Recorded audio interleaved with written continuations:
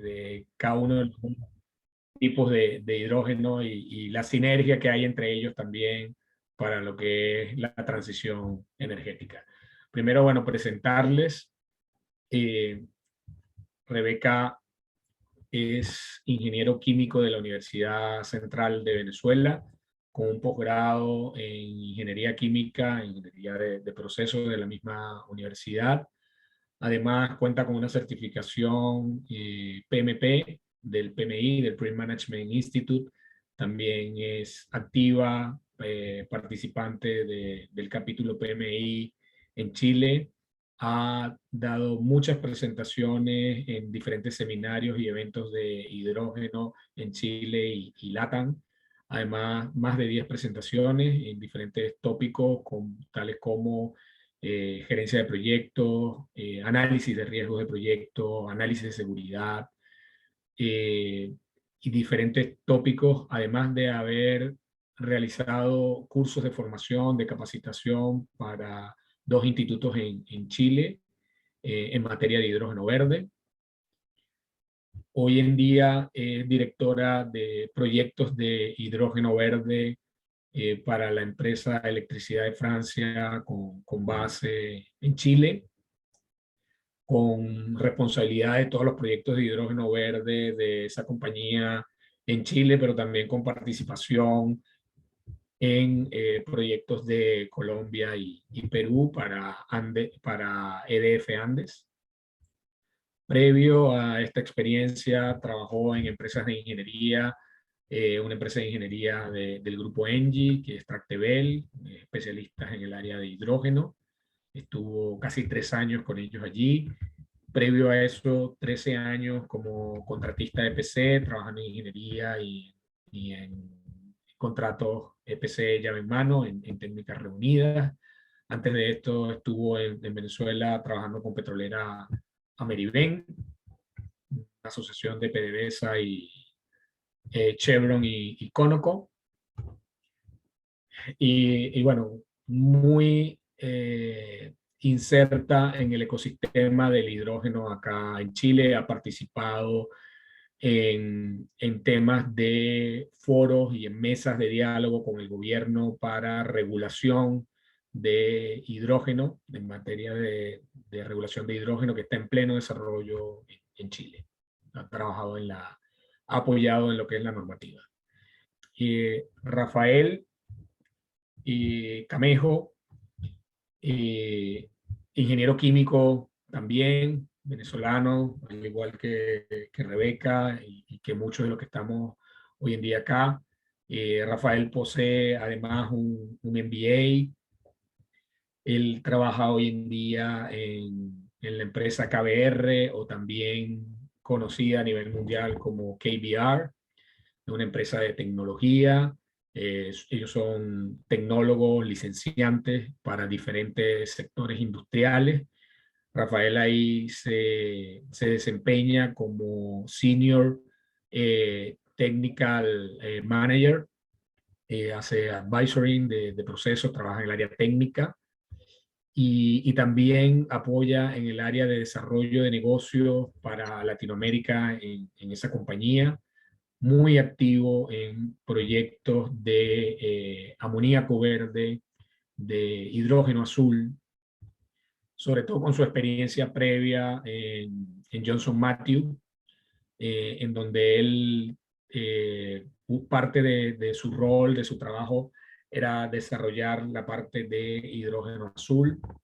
Previo a esa experiencia en Venezuela, pasó por diferentes posiciones: superoctano, supermetanol, fertinitro. Estuvo también en la antigua Ameriben como ingeniero de procesos. Estuvo trabajando en el área de Coker en la antigua Ameriben, pero también en plantas de hidrógeno, en la planta de hidrógeno de ese mejorador de crudo.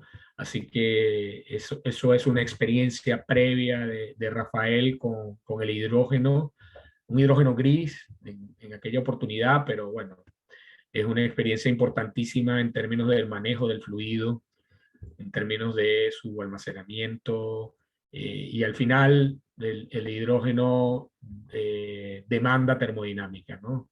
Independientemente si es un hidrógeno azul o es un hidrógeno verde.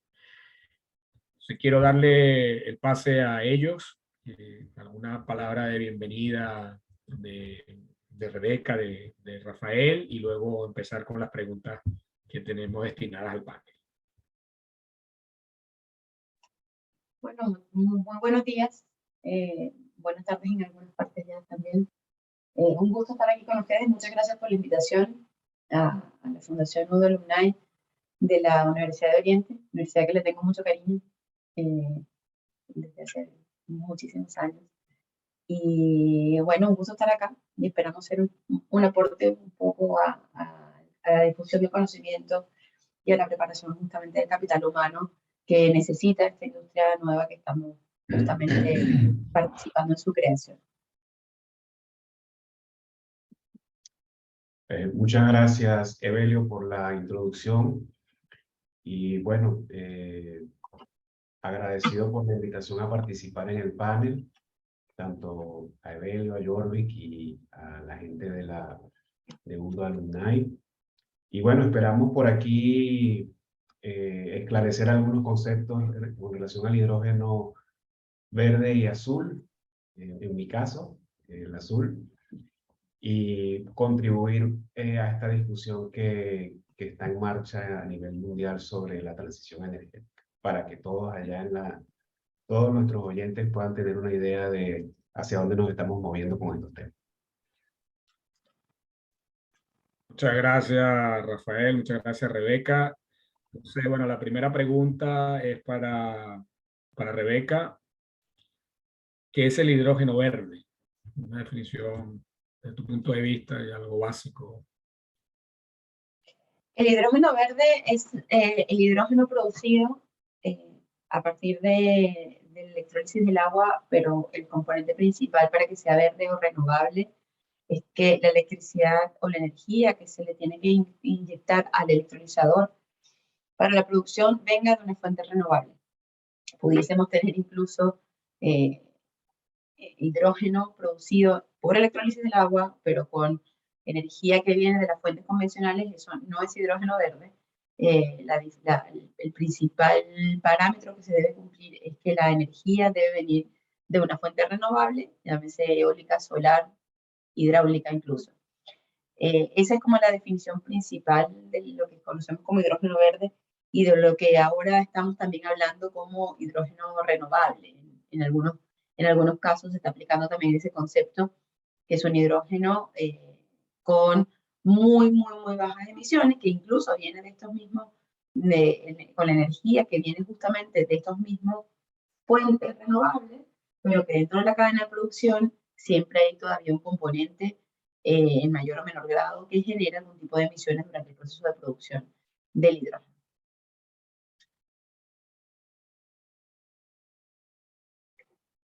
No te escucho, Evelyn. Creo que estás con el micrófono apagado. Muy bien, gracias, Rebeca, por tu respuesta. Y bueno, ahora la pregunta para Rafael, pero ¿qué es el hidrógeno azul? Ok. Bueno, el hidrógeno, digamos que tenemos que revisar primero la ruta tradicional de producción de hidrógeno, que digamos hoy en día el 100% prácticamente el 100% del hidrógeno, muy cercano al 100% del hidrógeno se produce mediante el uso de gas natural, hidrocarburo o carbón, fundamental, carbón.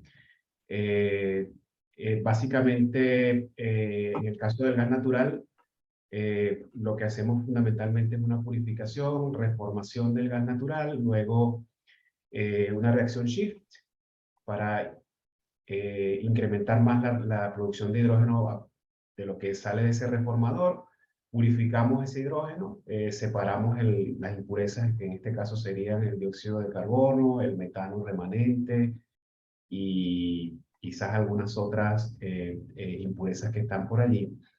Y obtenemos un hidrógeno, perdón, de 99.9% de pureza. Pero este es un proceso que, sobre todo el reformador, digamos, requiere de energía fósil, porque la reacción es altamente endotérmica, se produce el hidrógeno, digamos, con el gas natural reaccionando con vapor, y es una reacción bastante endotérmica. Esa energía hay que suplirla con un combustible fósil, y el propio proceso per se de producción de hidrógeno genera dióxido de carbono. Entonces, básicamente, ese dióxido de carbono hoy día no se, o sea, son aproximadamente unos 10 kilogramos de CO2 por kilogramo de hidrógeno. Ese CO2 no se recupera, no se captura en general, sino que es venteado a la atmósfera, causando la contaminación que ya todos conocemos. Y en el caso del hidrógeno azul, lo que plantea es fundamentalmente continuar con esa misma ruta de producción, pero recuperar el CO2, capturarlo primero. La propuesta sería por lo menos de un 90% hacia arriba del CO2 producido. Y una vez capturado, transportarlo y almacenarlo de manera segura, o darle un uso. O las dos cosas, que fundamentalmente es lo que va a ocurrir. Y bueno, también valga decir que fundamentalmente se produce hidrógeno hoy día gris a partir de gas natural y de carbón, y para ambos casos, en el caso del carbón estamos hablando de mucho más contaminación, estamos hablando de 25 kilos aproximadamente de CO2 por kilo de hidrógeno. Entonces, países que tienen grandes reservas de carbón, como China, por ejemplo, tienen un reto mayor, pero es totalmente viable hacer la captura de ese CO2, y también igual bajar las emisiones para un hidrógeno azul al orden de unos 0.2 a 0.5 kilos de CO2 por kilogramo de hidrógeno producido. Entonces, de eso se trata el hidrógeno azul. Fundamentalmente, remover el CO2 y darle un uso o almacenarlo de manera definitiva.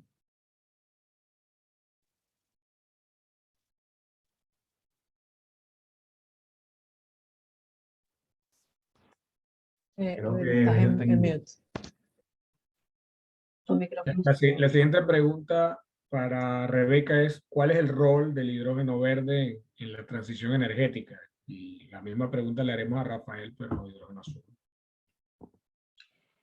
La verdad es que el hidrógeno en sus diferentes colores, ya Rafael luego explicará bien el detalle del azul, pero el hidrógeno la verdad es que es un vector energético que va a tener un papel fundamental en lo que es la transición energética, al ser utilizado como nuevo combustible. Y esto porque de la combustión del hidrógeno, o del uso del hidrógeno como combustible, que es uno de los mayores usos que se está ahora tratando de desarrollar, la emisión justamente de gases de efecto invernadero es cero. Básicamente el único residuo, la única emisión que se produce al utilizar el hidrógeno como combustible va a ser vapor de agua. Esto no es porque directamente se combustione, sino que se utiliza en celdas de combustible o celdas que son una batería, básicamente, y utilizan este hidrógeno, y posterior, justamente cuando están instalados en fuentes móviles para usarlo como combustible, pues reacciona con el oxígeno del aire y justamente la reacción inversa, produce energía y vapor de agua como emisión. Entonces, va a ser clave justamente cuando hablamos de transición energética y querer descarbonizar y querer reducir los efectos, la emisión de gases de efecto invernadero, porque vamos a poder reemplazar, no todo, la verdad es que no en todas las aplicaciones funciona, no todas las aplicaciones van a permitir que se utilice el hidrógeno por diferentes factores, por diferentes razones, pero sí en una gran parte va a ser el componente que permita ser utilizado y reemplazar el diésel o los combustibles fósiles convencionales por hidrógeno, considerando sus características físico-químicas, la gran cantidad de energía que puede ser almacenada por unidad de volumen en el hidrógeno. Entonces tiene un papel fundamental, básicamente, y además por su versatilidad de uso. El hidrógeno es un componente que puede utilizarse en muchas industrias. De hecho, ahora mismo cerca del 80% va a ser utilizado en industrias donde ya actualmente o se utiliza hidrógeno gris o puede ser directamente reemplazando a un combustible, llámese diésel, gasolina o combustibles similares. Entonces, eso es, básicamente esa es su principal función y su principal como atractivo, que puede ser utilizado fácilmente. Además de eso, dentro de la industria, y es otro de los principales usos del hidrógeno, además de ahora mismo en la refinación, en los procesos de tratamiento de crudo para la producción de combustible. Además de eso, es un componente importante dentro de la producción de amoníaco, que tiene muchos usos, principalmente en la industria de fertilizantes, lo que lo mencionabas en la presentación anterior. Justamente podría llevar ser utilizado justamente como vector para utilizar ese hidrógeno para producir el amoníaco y posteriormente tener un amoníaco verde que va a poder alcanzar una industria bastante grande, bastante fortalecida ahora mismo y que su principal consumo es actualmente el hidrógeno gris. Entonces, en todas las partes donde entra, automáticamente crea una reducción de emisiones de gases de efecto invernadero. Interesante. Definitivamente es un gran vector y es una alternativa para la descarbonización. Hay nombradas diferentes industrias y recuerdo también una que está muy de moda ahora también como aplicación, es la del hierro, ¿no? La del hierro a través de hidrógeno verde. Se habla de hierro verde también. Sí, porque justamente se utilizan los procesos pero como combustible en los hornos de fundición, en la industria de los aceros, ese es uno de los usos también bastante comunes actualmente. Y que, bueno, viene a jugar un papel también importante. Hay mucho que investigar ahí todavía, el efecto del hidrógeno en el blending y cómo afecta la calidad de los aceros en los procesos de fundición, pero sí luce como un desarrollo bien interesante y con muchísimo potencial que esperamos se masifique. Así es, muchas gracias. Rafael, entonces cuéntanos el rol del hidrógeno azul en la transición energética. Sí, bueno, voy a empezar por la última parte que ustedes estaban comentando y para continuar con la línea de, digamos que se ha identificado, pues las agencias que estudian este tema de la transición energética han identificado al hidrógeno como un vector importante en la transición energética, sobre todo porque hay sectores que son difíciles de decarbonizar, que son difíciles de decarbonizar y sobre todo de electrificar, porque quizás uno de los vectores de la transición energética en los próximos 30 años o 50 años va a ser una muy creciente electrificación a partir de fuentes renovables, específicamente de energía solar y energía eólica, como mayoritariamente, pero también va a venir energía nuclear allí un poquito, ¿no? Seguramente. Y digamos que hay sectores que presentan por sus características dificultades para electrificarse, por lo menos el sector de transporte marítimo, shipping, típico, un sector, digamos, complejo para electrificar. El sector de aviación también es complicado también de electrificar. Precisamente estos sectores que ustedes mencionaban, como los productores las empresas que trabajan en el sector del acero, reducción directa de hierro, y también la industria del cemento por las altas temperaturas, y la industria del cemento porque per se solamente el 30% del CO2 que emiten viene de la energía, el otro CO2 viene ya de la materia prima como tal que están transformando. Entonces son sectores que son difíciles de decarbonizar. Y allí el hidrógeno juega un rol. Por ejemplo, en la industria de shipping, pues se puede usar amoníaco, es una opción que se está manejando. El amoníaco es un derivado del hidrógeno. Se pueden producir combustibles sintéticos a partir de hidrógeno y CO2 para barcos, para aviones. Y, por supuesto, como un vector energético en estos hornos que trabajan a muy altas temperaturas, y decarbonizar y utilizar electricidad es bastante difícil. Entonces, el hidrógeno tiene un rol. También ya se puede usar en el sector de movilidad, sobre todo los camiones que recorren largas distancias, es difícil electrificar, desarrollar baterías que tengan esa capacidad eléctrica como para recorrer esas largas distancias, y ahí el hidrógeno puede ser también un factor fundamental. Entonces, definitivamente se ha identificado el hidrógeno como una posibilidad. El hidrógeno azul como tal, yo lo que entiendo de todas estas lecturas de lo que se plantea es que solo hidrógeno verde, sobre todo para una transición energética que tiene un horizonte de tiempo, si vamos al caso acelerado 2050, si vamos al caso más antes del final de este siglo, o 2070, llegar al net cero, solamente con hidrógeno verde va a ser bastante retador.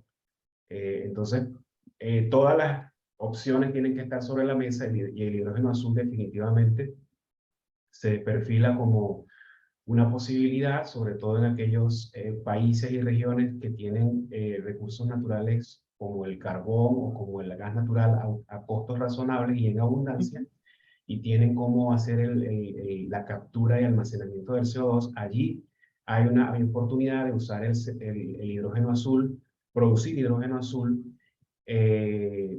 para estos propósitos que ya mencionamos, para estos usos, y darle tiempo a que crezca la infraestructura, que crezca la capacidad de producción de electrolizadores, de paneles solares.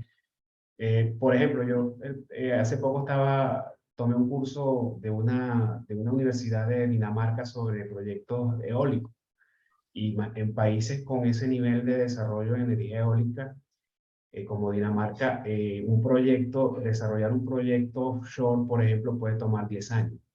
Y todo el trabajo previo de colección de data que hay que tener para efectivamente dónde voy a localizar la turbina, y dónde yo puedo maximizar el aprovechamiento de esa energía eólica, eso puede tener un tiempo previo de toma de datos que pueden ser 10 años más. Entonces, digamos que es retador el tema de hacerlo todo por la vía del verde, y por eso el azul se perfila como una posibilidad importante, y ese es el rol que juega el hidrógeno azul en la transición energética: acelerar esto, ¿verdad? Y poder llegar más rápido a una producción total de hidrógeno verde. Al final, la verdad es que, para complementar la idea de Rafael, no deberíamos ver la producción de hidrógeno verde y la producción de hidrógeno azul como productos en competencia, ni que finalmente el verde va a reemplazar por completo el hidrógeno, y toda la producción a nivel mundial va a ser de hidrógeno verde, porque no va a ser así. La realidad es que, independientemente de que las industrias, obviamente hay una que tiene un poquito más de grado de madurez que la otra, siendo el verde obviamente la más madura. La realidad es que no en todos los escenarios, y es que hay que evaluar caso a caso, economía a economía, región a región. No va a ser posible la producción de hidrógeno verde, simplemente porque puede ser que no está el recurso eólico, no está el recurso solar, o no está el recurso desde las hidro. Entonces, en esos casos, definitivamente, la opción siempre va a ser producir un hidrógeno azul, ojalá azul, y lo que sí hay que, entre las dos industrias, tenemos que reemplazar el hidrógeno gris. Eso sí es lo que hay que hacer. Ese es digamos, el target final, es no producir hidrógeno gris bajo cualquiera de los dos métodos, que no solamente porque tengas el recurso, sino que además sea económicamente adecuado para la zona y el proyecto que estemos trabajando. Ojalá podamos llevar todo a hidrógeno verde, pero la realidad es que no va a ser así. Va a haber que buscar una solución intermedia, y ahí es donde también, como digo, el hidrógeno azul tiene un papel. Yo soy fiel creyente del verde, pero también soy bien convencida de que no va a ser un reemplazo completo, y que definitivamente esto va a ser la estrategia finalmente para reducir las emisiones y lograr las metas de carbono neutralidad que plantean de COP en COP cada año, y cumplir el Acuerdo de París. La realidad es que esto va a ser una combinación entre electrificación, como ya la conocemos, las baterías eléctricas, sistemas de almacenamiento con baterías de litio, el hidrógeno azul con tecnologías de captura de carbono, y finalmente también el hidrógeno verde. Así que la realidad es que esto va a ser una integración. Y tampoco creo que podamos personalmente reemplazar absolutamente todo lo que son los combustibles fósiles. Siempre va a haber un punto donde lamentablemente no queda otra, y tendremos eventualmente que pensar en explorar en tecnologías de captura y almacenamiento de CO2, que también es otra tecnología interesante que se deriva de esta industria, que hacemos luego con la captura, sino todo lo vamos a utilizar para la producción de los derivados que se utilizan actualmente y combustible, etcétera, sino que también el CO2 se puede utilizar como un medio de almacenamiento energético. Todas estas son tecnologías que se están derivando justamente de estas nuevas industrias, de estas nuevas alternativas y de esta transición energética justamente. Hemos pensado ahora mismo en almacenar energía, perdón, en forma de aire comprimido, en CO2. Entonces, hay que verlo como justamente una gran matriz que estamos trabajando con diferentes componentes para lograr finalmente no solo la transición, sino finalmente llegar a las metas, a cumplir las metas de carbono neutralidad. Entonces no hay que verlo como una competencia, y eso quería agregar, no es una competencia de que Rafael, sácame la industria, por favor, del azul, sino, y dame paso al verde. No, esto es un complemento finalmente, porque en unos casos pues, podrá ser verde y en otros casos podrá ser evidentemente azul. Nuestro enemigo máximo es el gris. Es así como yo interpreto estos reportes, ¿no? Porque la verdad que yo pienso que estas personas le ponen muchas horas de estudio a esto y mucho esfuerzo de estudio a nivel de las regiones, qué se puede hacer en esta región, qué se puede hacer en esta región, qué se puede hacer en esta región. Y son digamos, equipos multidisciplinarios. Y obviamente los acuerdos, vamos a decir que hay desacuerdos entre ciertas agencias, ¿no? Algunos piensan que la cosa va a ser un poquito más hacia el verde, un poquito menos hacia el azul, otros piensan que va a ser mitad y mitad, pero en todos los casos, de alguna manera se concluye que para poder lograr, acuérdate que el problema es que tenemos que lograr una meta en un tiempo que ya es de por sí restrictivo. Vamos a decir que las dos opciones tienen que estar allí presentes. Efectivamente, tienen que ser consideradas. Fíjate que Chile es un buen ejemplo de eso. Chile actualmente tiene un proyecto que es el que está pronto, o creemos que va a ser el primero realmente que va a entrar en operación. Ahora mismo está en fase de final de comisionamiento para entrar en operación en la fase piloto final de este año. Y es un proyecto que combina justamente captura de carbono con electrólisis y producción de hidrógeno a partir de la electrólisis. Y la captura de carbono la están haciendo a partir del aire, no es una fuente directa de emisión de CO2, y el hidrógeno lo están produciendo, o lo van a producir en un electrolizador con una turbina eólica. Y todo esto lo van a combinar justamente este hidrógeno verde con el carbono capturado para producir finalmente y combustible. Entonces, este proyecto es como un buen ejemplo de donde las dos tecnologías finalmente están buscando ser un proyecto que no reduce, pero sí es un proyecto carbono neutral. Porque finalmente el combustible que se va a producir en esta planta lo tiene todo comprada la producción Porsche para justamente sus vehículos en Alemania, vehículos convencionales, pues que utilizan combustibles gasolina tradicionales y ahora van a ser sintéticas. Así que eso es un buen ejemplo. Y la forma como va a crecer ese proyecto plantea algo similar, va a seguir expandiendo su capacidad de electrólisis, pero también va a seguir expandiendo sus tecnologías de captura de carbono. Excelente. Muy, muy interesante y bueno, una de las conclusiones de los comentarios de ustedes es que realmente hablar de economía del hidrógeno, ya cada vez más se habla de economía del hidrógeno, no se etiqueta si es la economía del hidrógeno verde o si es la economía del hidrógeno azul, ¿no? Eso por un lado. Por otro lado, este término de hablar de hidrógeno renovable también abre esta discusión y entender, como decía Rebeca, los fósiles van a estar presentes. ¿Y por qué van a estar presentes? Por lo que decía Rafael, a la velocidad que nosotros vamos a crecer, no va a ser a la velocidad que va a crecer la población mundial, lo mencionaba yo también en mi presentación anterior. Entonces el desafío es muy grande, el reto es muy grande, y definitivamente intentar pasar de 0 a 100 en los plazos que tenemos es súper complejo, así que hay que poner un poquito los pies sobre la tierra, como decía Rafael, hay un grado de estudio, un grado de madurez, hay muchas consultoras detrás, hay muchas empresas que han dedicado grandes esfuerzos para entender dónde estamos en este minuto y qué es lo que hay que hacer para lograr esas metas tan ambiciosas. Y bueno, ahora pasemos a la siguiente pregunta, a ver si nos cuentan ustedes un poco de algunos proyectos relevantes. Rebeca mencionó uno ahora que de Latinoamérica, de Chile. Si nos pueden mencionar algunos proyectos relevantes, Rebeca, de hidrógeno verde en LATAM y en Chile, por ejemplo, y en el caso de Rafael, hidrógeno azul en LATAM, Rafael. Claro. Mire, En cuanto a Chile y Latinoamérica, la verdad es que el desarrollo de proyectos de hidrógeno renovable, y a mí me gusta más cambiar el término hidrógeno renovable porque siento que es más realista, más allá de que hayan certificados, voy a explicar un poco el tema para introducir el concepto de lo que es hidrógeno renovable. Es cierto que queremos ir a una industria verde, pero el hidrógeno verde producido a partir de renovables no va a ser un hidrógeno 100% libre de emisiones, no todavía, porque hay otros componentes dentro de la cadena de producción que van a utilizar un mínimo de combustibles fósiles convencionales, como podría ser gas, incluso para los sistemas de respaldo, para los sistemas justamente considerando que la energía renovable no es una energía disponible 24/7, entonces necesitamos tener ciertos sistemas de almacenamiento cuyo utilización va a implícitamente llevar a cabo una cantidad de emisiones de gases de efecto invernadero.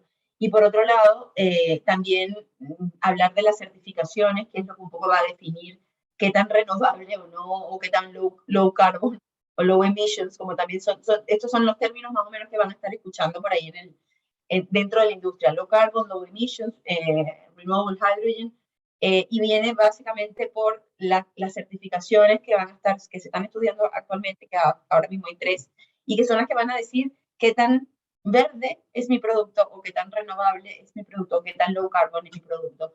Y eso finalmente va a influir en los precios, las economías, qué tan premium quieres pagar por un combustible. Entonces, dentro de ese concepto, en Latinoamérica actualmente tenemos 45 proyectos. Voy a sacar a Brasil de este tema porque es otra cosa. Dentro de nuestra región hay 45 proyectos actualmente en desarrollo, pero lo que llama la atención, y por eso es que es una industria realmente que todavía estamos intentando avanzar, estamos en etapas muy incipientes. De esos 45 proyectos que actualmente hay en etapa de desarrollo, solo uno tiene decisión final de inversión, tiene Final Investment Decision. Uno solo. Aparte de este proyecto que comentaba de HIP, porque ese proyecto ya está evidentemente en operación. Sacando ese, todo el resto de los otros tiene solamente uno que está en Chile. Es un proyecto pequeño de inyección de gas piloto, de inyección de hidrógeno a la red de gas natural de la región de Valparaíso en Chile. Es un proyecto de blending. Tiene Final Investment Decision, de hecho están ya en las etapas también de compra de equipo, estudio para instalar la planta y empezar por los pilotos pronto.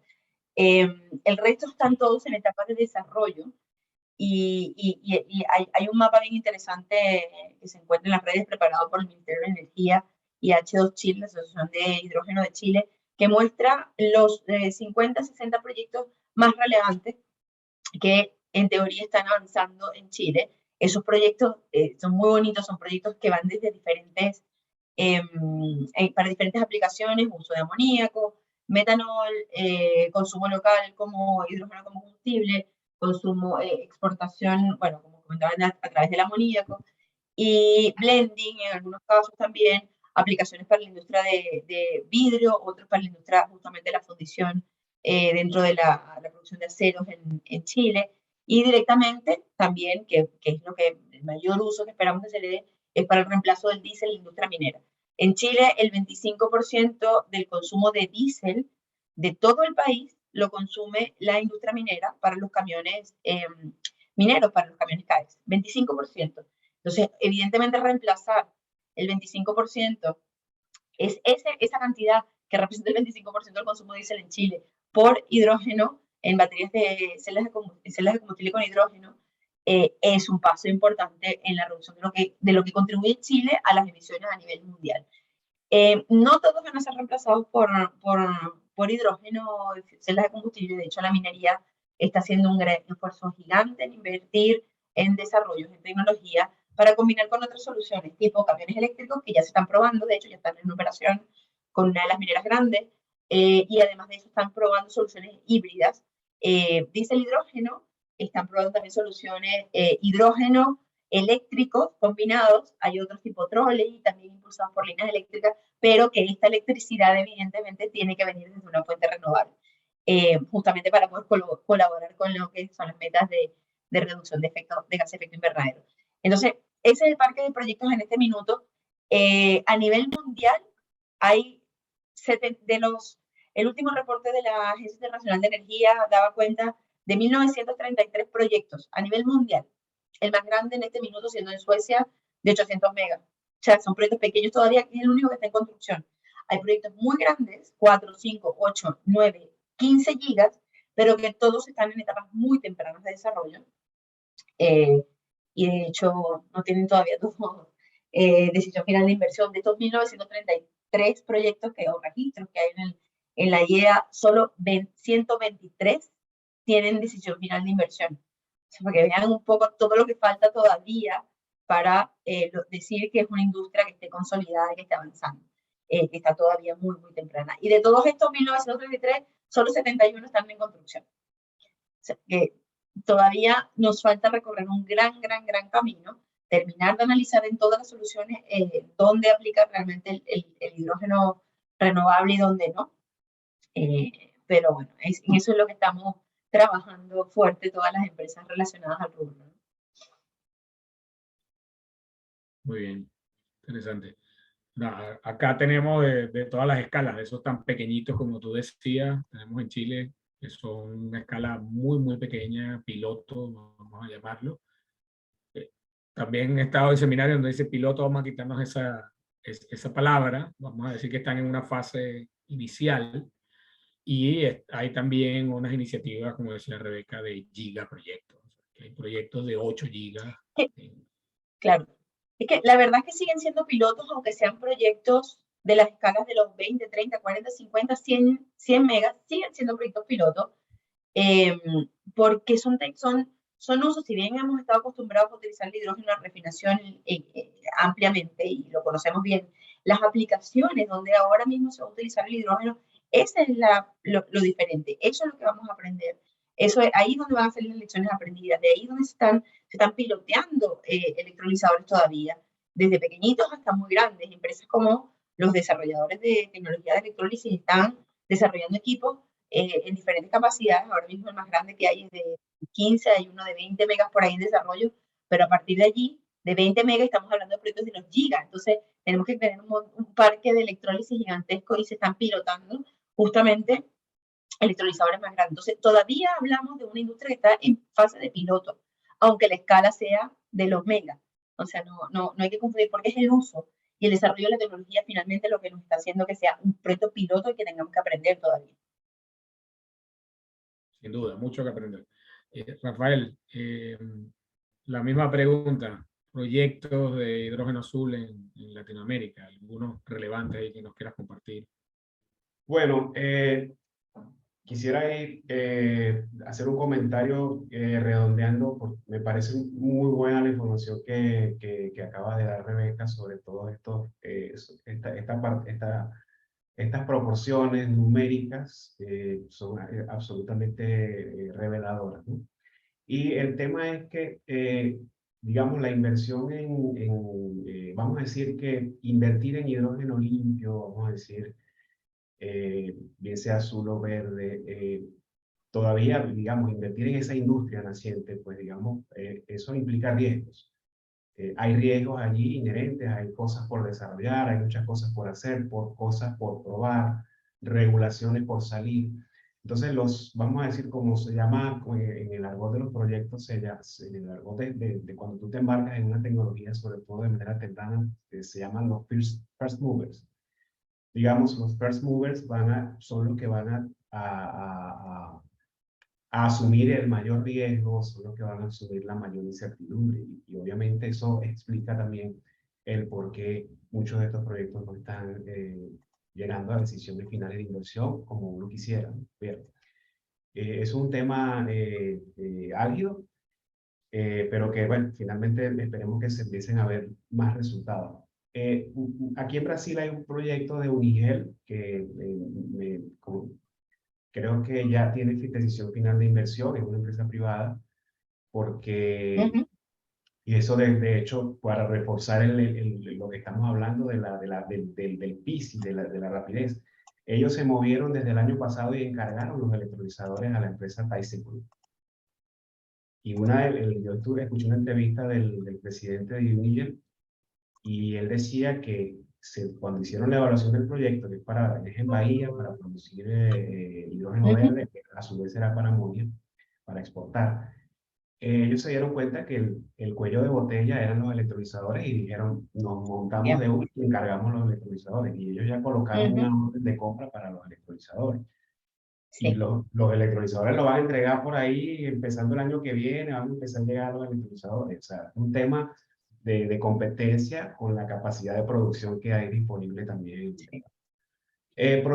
La región en general está, para hablar de la región de Latinoamérica, está enfocada en hidrógeno verde. O sea, todos los proyectos que están anunciados y los que tienen decisión final de inversión son de hidrógeno verde. No hay hidrógeno azul en LATAM como tal. Donde sí está Colombia como un país que tiene una meta explícita de producir para el 2030 50 kilotoneladas creo que es por día de hidrógeno azul, no recuerdo exactamente el figure, pero no, digamos que no ha habido un anuncio más allá de cosas que se dicen que sobre todo en la refinería de Barranca Bermeja, que tienen algunas ideas, quizás de usar oxidación parcial para usar el residuo para producir hidrógeno. En- Tienen el reto por delante del tema de la captura y utilización del CO2, que no lo tienen desarrollado. Ellos allá tienen algo de infraestructura porque tienen unas plantas viejas que hacen captura de CO2 de las plantas de tecnología anterior. Pero digamos que la región está volcada fundamentalmente al hidrógeno verde porque no tenemos esa respuesta. ¿Cómo vamos a transportar y cómo vamos a secuestrar ese CO2? Donde sí están habiendo desarrollos interesantes y tiene que ver con la abundancia de gas, digamos que un mercado que está allí, digamos, localizado en los Estados Unidos y que eh, vamos a decir que el mercado del gas natural todavía no está comoditizado como el del petróleo, donde hay pipelines, Ujú. barcos por todos lados. Es un mercado que todavía está un poco cerrado. Y en Estados Unidos sí están habiendo buenas anuncios, sobre todo para amoníaco azul, que básicamente es hidrógeno azul y básicamente porque se contabiliza como hidrógeno la materia prima. Y de hecho algunos proyectos, por ejemplo, KBR hace poco anunció uno por allí de OSI con otro grupo por allí inversor, y hay muchos proyectos. Yo como vamos a decir, insider, te puedo decir que en Estados Unidos hay una cantidad importantísima de feasibility studies para amoníaco azul. Y los off-takers son South Korea, Japón, fundamentalmente, ¿no? Eh, un tema importante aquí para el tema del hidrógeno azul es cómo se hace el concepto para que el proyecto sea viable, ¿no? Y con esto cierro esta parte. Hay un concepto que a mí me gusta mucho, que es el concepto de clúster. Es decir, desarrollar construir las plantas de hidrógeno azul en donde hay muchas empresas que están emitiendo CO2 y a su vez ahí está la demanda para el hidrógeno. Entonces, eso permite economías de escala, sobre todo en el tema de la construcción de los pipelines para el transporte y el almacenamiento del CCO2 de manera conjunta, porque ese es uno de los retos también del hidrógeno azul, que Ujú. hay algunos emisores que son pequeñitos y no van a tener cómo quizás direccionar su CO2 para unirlo a algún pipeline principal o de alguna manera, ¿cómo lo capturo? ¿Cómo lo almaceno? Si yo soy pequeño, soy mediano, no tengo la capacidad para invertir. Entonces el concepto de clúster es súper interesante y allí pueden haber grandes oportunidades, sobre todo está el proyecto HyNet que se está haciendo en Inglaterra. No tiene una decisión final de inversión todavía, está anunciada la decisión final de inversión para finales de este año o principios del año 2023, pero es un ejemplo. Hay una planta que se va a instalar en una refinería y ahí hay un clúster industrial inmenso y todos esos usuarios ya se comprometieron a usar hidrógeno como parte de la matriz energética de su unidad, y también a usar el sistema común de recuperación de CO2 y de almacenamiento de CO2. Entonces ese concepto es súper interesante, sobre todo para viabilizar proyectos. Sí, sin duda. Hay que generar sinergias. Tenemos que trabajar de manera colaborativa y, como decía Rebeca, olvidarnos un poco de competir, sino más bien colaborar, porque todos estamos en la misma línea. Otra pregunta, Rebeca. Coméntanos, no sé, unos 4 desafíos y oportunidades del hidrógeno verde. Y Rafael, la misma pregunta en hidrógeno azul, por favor. Mira, yo creo que uno de los principales desafíos ahora mismo, después de estar algunos años estudiando cómo lograr una buena economía de los proyectos de hidrógeno renovable, al final de todo esto es un negocio, y sí queremos ser renovables, pero también esto es un negocio. Y se habla mucho de cosas bien, como la madurez tecnológica y todo, la disponibilidad de equipos, mano de obra, todo el tema. Pero para mí, que es algo que nos está pegando mucho ahora mismo en los proyectos, y es justamente el desarrollo de las interfaces entre la generación renovable y el electrolizador. Los almacenamientos en todos sus tipos son costosos. La energía renovable además tiene factores de planta bien bajos, cerca de un 60% aproximadamente la eólica, y entre un 35-40 el 45 la solar. Es decir, que tengo muy pocas horas de energía disponible para utilizarla. Esto somete a los equipos y a las plantas de proceso de producción de hidrógeno a una variabilidad tremenda, que finalmente impactan también en la confiabilidad de las plantas, y hay que hacerlas robustas eh, mecánicamente hablando, con lo cual además te pega la economía del proyecto.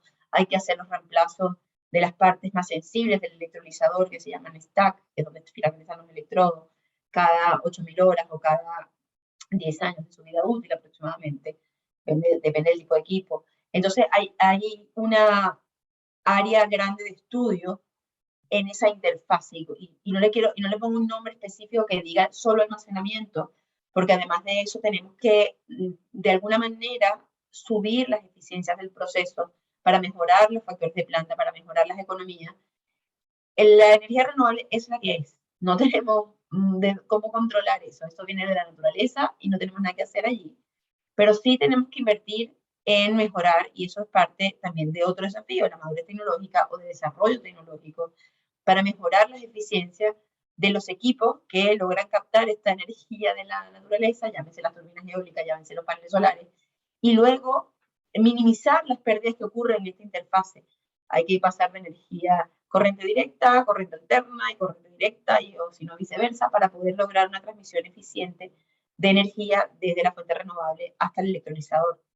Ahí se pierde cerca entre un 15 y un 25%, dependiendo de cuánta cosa hay entre medio, de la energía que además produjo. Entonces, ahí hay un desafío importante que pega. Recordar que del costo del hidrógeno, de lo que llamamos el costo, el nivelado del hidrógeno, 50%, 60% viene del costo como tal del equipo de electrólisis, y el otro viene del OPEX. Dentro del OPEX el 80-90% viene del costo de la electricidad. Entonces, mientras más alto el costo de la electricidad, más alto va a ser el costo del hidrógeno. Entonces, hay que trabajar en ello. Además de eso, tenemos también problemas en la transmisión. Todos los países estamos viendo el mismo problema. Pensamos que era un tema de Chile, y pues no. Nos hemos dado cuenta entre todos estos intercambios de información a nivel mundial, Europa, que tenemos costos de transmisión eléctrica muy altos y que no se estaban tomando en consideración al inicio en los cálculos de los proyectos, y que podrían hacer incluso duplicar el costo de la electricidad. Entonces, estábamos hablando de que el informe, por ejemplo, el famoso informe McKinsey, que habla de 1,5 dólares por kilo, eso considera 14 dólares el megawatt hora del suministro eléctrico, y la realidad es que estamos viendo incluso cargos sistémicos me refiero a varios costos, incluido el costo de transmisión de la energía, que pueden incluso llegar hasta los 30, 40, 50 y 60 dólares, dependiendo de la ubicación, que impactan además esto. No todos los proyectos de hidrógeno van a estar al lado de la fuente renovable. Eso es caso a caso también que se estudia. Todos los proyectos están, el hidrógeno podría estar, la producción podría estar o al lado de la fuente renovable y transportar el hidrógeno hasta su usuario final, o transportar la electricidad y colocar la planta de producción de hidrógeno en el usuario final. Esos son estudios que se hacen caso a caso para proyecto a proyecto. Entonces, el desafío de estudiar la interfase, esa cajita negra que hay ahí, es ahora mismo algo que está en el tope de las discusiones también a nivel de las industrias que estamos desarrollando proyectos. Por otro lado, también el desarrollo de la industria de los electrolizadores. Efectivamente, como comentaba Rafael, este proyecto en Brasil, que es un proyecto que va a producir 60 megawatts de electrólisis, es un proyecto que colocó su orden de compra efectivamente a principios del año pasado para lograr un tiempo de entrega de 2 años. Los que venimos de oil and gas sabemos que 2 años esperando un equipo no es usual. Estamos hablando probablemente de un LLI, un equipo de largo plazo de entrega, podrían ser 12 meses, 18, pero 2 años, un equipo que además no es un equipo, son, en el caso de Tyson Group, son módulos de 15 o 12 megas, entonces son 5 o 6 equipos para lograr cubrir esta demanda de 60 megas que tiene este proyecto en Brasil. Entonces, no es menor que las empresas ahora mismo de fábricas de electrolizadores estén corriendo para desarrollar equipos más grandes, mejorar las eficiencias que implica investigación en el área de metales, de aleaciones de metales y combinaciones que me permitan una mayor eficiencia del electrolizador. El electrolizador no es un equipo tampoco tan eficiente, 45-50% de eficiencia puede tener un electrolizador. Por ahí hay algunas noticias y el más curioso que quiere investigar hablan de 90-95, no es algo creíble. Por la propia termodinámica de la reacción no es algo creíble. Entonces, estamos hablando de que voy sumando ineficiencias en el proceso que terminan obviamente dando un golpe fuerte a los costos. Entonces, ese desarrollo tecnológico, esa investigación, todavía sigue siendo un desafío para poder escalar estos proyectos a los números que queremos, que necesitamos hablar de gigas, no de megas, para poder tener un reemplazo adecuado del hidrógeno gris. Entonces, eso es otro desafío, la rapidez del avance de la tecnología y la rapidez justamente en que las fábricas de electrolizadores puedan dimensionar equipos más grandes y ojalá con menores tiempos de entrega. Si todos los proyectos que están ahora mismo en la última etapa antes del Final Investment Decision decidiéramos colocar órdenes de compra en este momento, los tiempos de entrega no van a ser 2 años, van a ser 4 o 5, porque no hay la capacidad de fabricación a nivel mundial de electrolizadores. Entonces, bueno, estamos todos corriendo, estamos de quién llega primero, pero seguro que vamos a salir por lo menos 5 o 6 empresas grandes a colocar órdenes de compra y no hay equipos en este momento en el mercado para ello. Eso por una parte serían 2. Lo otro, en las regulaciones a nivel mundial es un desafío, pero que vemos que poco a poco hay mucho trabajo. Hay una pregunta por ahí en el chat que hablan de si vale la pena o no regularlo.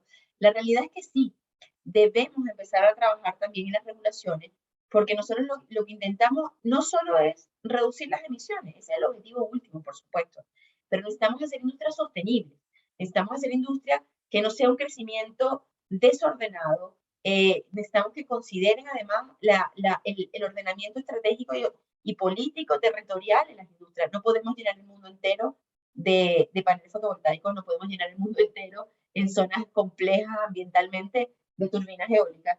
No podemos llenar el mundo entero de plantas desaladoras para hacer el suministro de agua para los electrolizadores. Tiene que haber un ordenamiento, tiene que haber una regulación desde el inicio y no tener que hacerlo en retroactivo, que en muchos casos esto ha pasado con la industria energética convencional. Hemos crecido y bueno, se nos fue de control y pensamos que teníamos un recurso hace muchísimos años, que era un recurso bueno, pero nos hemos dado cuenta que la industria energética convencional no es sostenible porque estamos destruyendo el planeta. Entonces, la realidad es que cuando hablamos de regulación, no solo hablamos de la regulación para que me diga cuántos ppm de CO2 puedo producir o cuántos kilos de CO2 puedo producir, perdón, por kilo de hidrógeno producido, sino que es una regulación que cubre muchos aspectos. Necesitamos hacer una industria sostenible y las principales regulaciones tienen que venir sobre todo del área environmental, del área social, del área política, o sea, del área de políticas de desarrollo.